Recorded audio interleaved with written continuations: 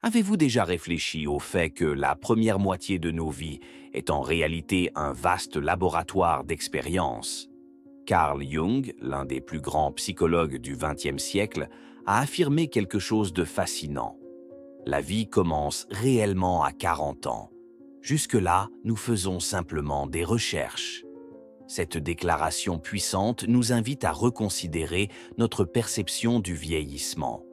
La société, cependant, nous enseigne à craindre le passage du temps. Vieillir est souvent associé à un déclin, au chaos et aux crises, particulièrement à la crise de la quarantaine. La culture populaire regorge de clichés sur cette prétendue crise existentielle, des décisions impulsives, des tentatives désespérées de s'accrocher à la jeunesse. Mais Jung propose une vision radicalement différente. Et si cette période de la vie n'était pas une crise, mais un éveil? Et si ce n'était pas une fin, mais le début de quelque chose de plus profond et significatif? Les 40 premières années de la vie peuvent être vues comme un terrain d'exploration. Pendant cette période, nous construisons notre identité, absorbons des valeurs et apprenons à comprendre comment fonctionne le monde. C'est une phase intense de croissance où nous cherchons des réponses à des questions fondamentales. Qui suis-je? Que veux-je de la vie? Qu'est-ce qui me rend vraiment heureux? Bien que ces réponses paraissent cruciales, elles sont souvent incomplètes. Durant les premières années de notre vie, nous passons beaucoup de temps à essayer de comprendre la vie, tout en découvrant encore qui nous sommes réellement. Nos priorités sont souvent axées sur la réussite professionnelle, la validation sociale et la construction de relations.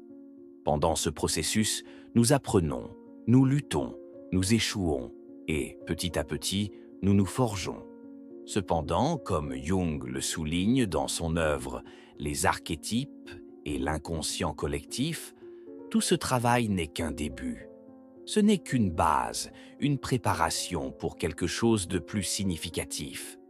Lorsque nous approchons de la quarantaine, les priorités qui semblaient auparavant si pressantes commencent à perdre leur attrait.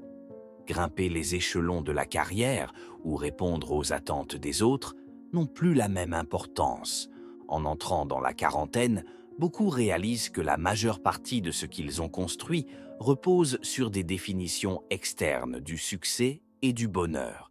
Cette prise de conscience, bien que parfois inconfortable, peut aussi être profondément libératrice. Elle marque le début d'une nouvelle phase de vie, un processus que Jung a appelé l'individuation, le chemin vers l'intégration de soi et une vie en accord avec ses propres termes. Ce réveil ne se produit pas du jour au lendemain. Il commence par de petites questions, souvent murmurées dans nos pensées. Est-ce tout ce qu'il y a? Suis-je en train de vivre la vie que je veux vraiment? Ces interrogations peuvent surgir lors de moments de réflexion, un tournant professionnel, un anniversaire marquant ou même une soirée tranquille, en solitaire. Une fois présentes, elles ne disparaissent pas. Au contraire, elles deviennent plus pressantes, exigeant des réponses. La société peut qualifier ce moment de crise de la quarantaine.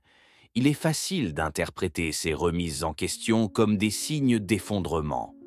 Mais Jung nous invite à changer de perspective. Et si ce n'était pas une crise? Et si c'était une opportunité? Une chance de se libérer de ce qui ne sert plus, pour embrasser une vie plus authentique. Pour Jung, la quarantaine est une période de redéfinition. Dans son œuvre Ma vie, souvenirs, rêves et pensées, il observe que cette phase de la vie n'est pas le début de la fin, mais le commencement de quelque chose de bien plus réel et significatif. C'est une transition, un moment où nous abandonnons des habitudes, priorités et rôles anciens qui ne reflètent plus notre véritable essence. Au cours de la première moitié de la vie, nous sommes souvent définis par ce que Jung appelle la persona, l'identité extérieure que nous présentons au monde. Cette persona est influencée par notre éducation, notre culture et les attentes sociales. Elle représente la version de nous-mêmes qui cherche l'approbation, le succès et l'acceptation. Bien qu'elle soit essentielle pour naviguer dans la société et poser les bases de la vie adulte, la persona n'est qu'une partie de notre véritable identité. Le problème survient lorsque nous confondons la persona avec notre essence. En approchant de la quarantaine, des fissures commencent à apparaître dans cette façade. Les rôles que nous avons adoptés, le professionnel accompli, le parent dévoué ou le partenaire fiable, peuvent commencer à sembler restrictifs. Cela nous conduit à une réalisation troublante. Il y a plus en moi que l'image que je projette. C'est à ce moment que commence le véritable travail intérieur. Jung décrit ce processus comme le dépassement de la persona et l'entrée dans l'individuation. Ce cheminement consiste à intégrer toutes les facettes de notre être, y compris celles que nous avons ignorées ou refoulées. Cela inclut ce que Jung appelle l'ombre, nos peurs, nos insécurités et nos désirs inassouvis. Faire face à l'ombre peut être inconfortable, voire douloureux, mais c'est essentiel pour grandir. Ce n'est qu'en acceptant toutes les parties de nous-mêmes que nous pouvons devenir entiers. Dans la quarantaine, le processus d'individuation atteint une intensité nouvelle. Les questions que nous nous posons ne concernent plus les succès extérieurs, mais le sens intérieur. Qu'est-ce qui compte vraiment pour moi? Quel héritage veux-je laisser? Quelle vie veux-je construire?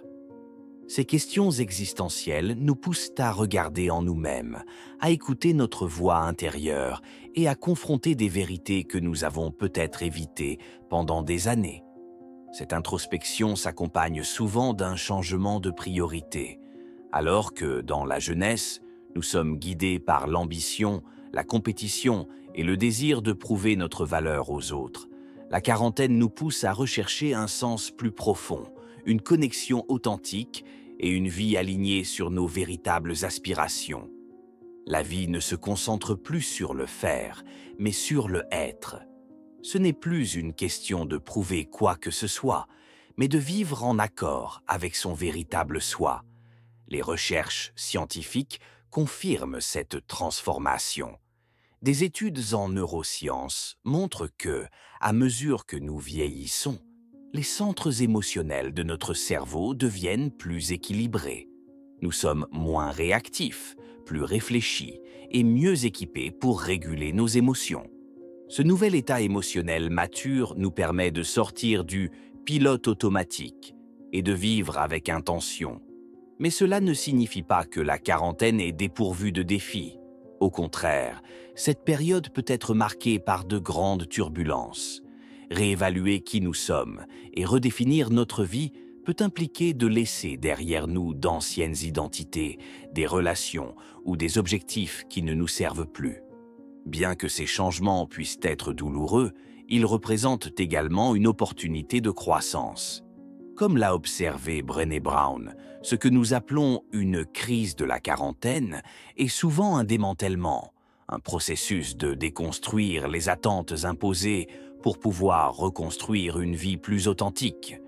Ce démantèlement peut être chaotique, impliquant des décisions difficiles, des conversations inconfortables et des périodes d'incertitude. Mais il est aussi profondément libérateur. C'est une invitation à abandonner l'image de ce que nous pensions devoir être pour embrasser pleinement la personne que nous sommes réellement. C'est aussi une chance d'affronter nos peurs les plus enracinées, la peur du jugement, la peur de l'échec et la peur de l'inconnu. Ces peurs, qui nous ont souvent paralysés dans le passé, peuvent enfin être affrontées directement à ce stade de la vie. La quarantaine nous offre une opportunité unique de réécrire l'histoire de notre vie. Elle nous invite à laisser derrière nous ce qui ne nous sert plus et à embrasser ce qui compte vraiment. C'est une étape pour se recentrer et avancer avec un sens plus clair et une vision plus alignée sur nos valeurs. Abraham Maslow, pionnier de la psychologie humaniste, a décrit ce processus comme l'autoréalisation, l'élan vers la réalisation de notre plein potentiel et la meilleure version de nous-mêmes. À la quarantaine, cette autoréalisation prend une profondeur nouvelle. Il ne s'agit plus d'atteindre des objectifs extérieurs, mais de trouver un épanouissement intérieur. Cela signifie construire une vie qui soit authentique, significative et en harmonie avec nos valeurs les plus profondes. Bien que ce cheminement ne soit pas facile, il est incroyablement gratifiant. Des études montrent que les personnes dans la quarantaine et la cinquantaine rapportent souvent des niveaux plus élevés de satisfaction que celles dans la vingtaine ou la trentaine. Elles se sentent plus connectées à elles-mêmes et aux autres, moins préoccupées par les attentes des autres et davantage concentrées sur ce qui leur apporte joie et sens. C'est cela, le cadeau de la quarantaine, la liberté de vivre selon ses propres termes.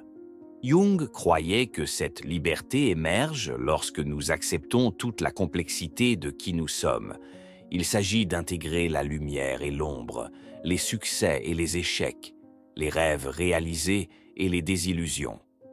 Dans le livre rouge, Jung affirme « La chose la plus terrifiante est de s'accepter complètement, mais c'est aussi la plus libératrice.